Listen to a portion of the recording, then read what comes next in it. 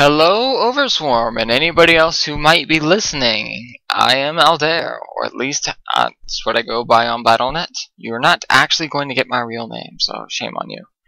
But this is you Overswarm versus Dot, a Terran on the map Metalopolis. I picked this map because it is in excess of a half an hour, which makes it a pretty long game in my standards. I usually try and go for about somewhere in the 20-minute range win. And usually if I make it to a half hour, either it's been a really good game or I've made a lot of mistakes. And as you can see, already watched the replay, and you made several different mistakes. So, we're going to improve your game and my game at the same time. We're going to go ahead and turn your camera on, and we'll start with some just basic opening stuff.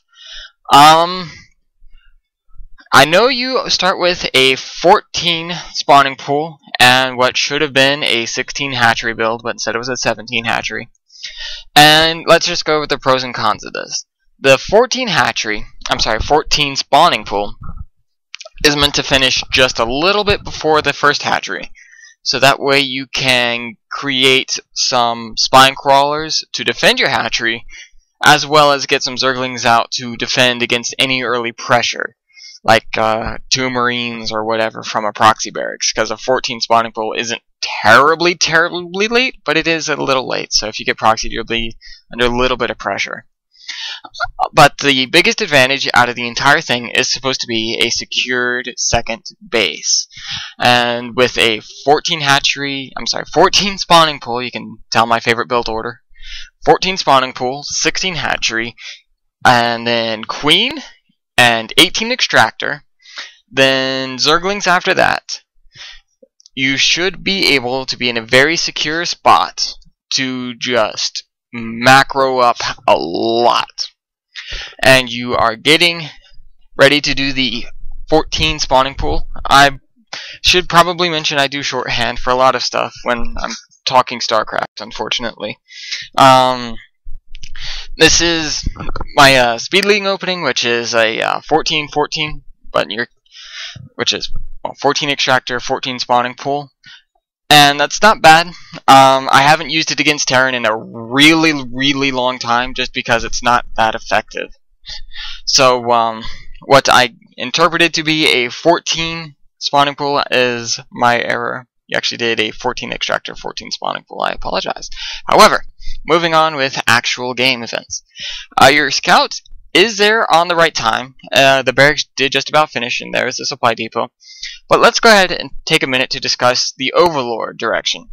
Because your first Overlord went up like so. What I normally do is send it down to here. The reasons are just a few, and they are rather simple, but a little in-depth. If you send your first Overlord down to around this area, you can catch enemy scouts coming from this base or this base, depending on when they scout. And it just gives you a little bit more information than if you send it just straight across. If you send it across, you know if your enemy is or is not here really fast, but if they're not, you have no idea if they're here or here. Also, if you send your Overlord here, which is the 12 o'clock or 1 o'clock base, depending on how you want to view it, and your enemy is here, they also know where you're at with that super fast Overlord. So that's like hidden information that you can do, and it's kind of awesome when you think about it that way. But turning back on your camera, this orbital command is right on time. The tech lab is now popping out, and you're getting a lair, and I'm curious why you're getting a lair this fast. Because, pause the replay again, a lair this fast is extremely detrimental to everything you want to do through the early and mid game. For example, you don't have a queen.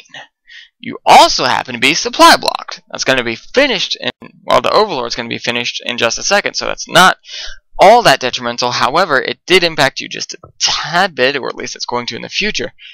But you don't have a queen. Your larva production is going to be so slow. you're not going to be able to keep up with the production. You're not going to have enough drones. You're not going to have enough armory. Your creep is not going to be spread, but you will have a lair. But you're going to be so far behind in everything else, having a lair isn't going to be worth it. And you are going to get a really fast spire out of this build, and that also is a tremendously bad idea. And we'll go over that when the time comes. And also, when you are going to do this fast spire build like you have right now, you want to get the second gas pretty much as quickly as possible so you can pump out a whole bunch of mutalisks all in one go. And here is Terran doing a relatively fast expansion. Now, well, go ahead and pause the replay again. This is a learning experience after all. We'll turn on the everybody camera. A Terran expanding this fast, or a Protoss expanding this fast, is extremely vulnerable to two different options you have. You can either, one, ram a whole lot of Zerglings down their throat through this gap, which Terran was entirely stupid and didn't wall off. Or, you can take this base and have that be a signal to yourself to not only take this base, but even this base, and if you're feeling exceptionally risky, even this base. I have done a quick 4-base build against Protoss, and it works extremely well if the enemy player is not aggressive in the slightest.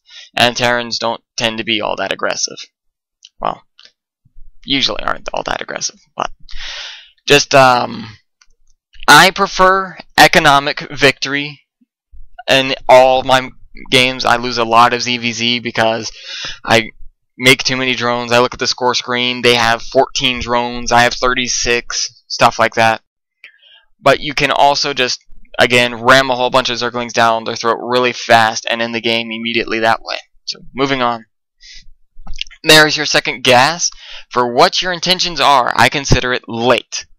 Relative timing for economics, I consider it about on time. I get my second extractor around when I get the lair. However, your lair was also extremely fast, so your mineral count's going to be low. And you still don't have a queen being produced, even though you have 300 minerals.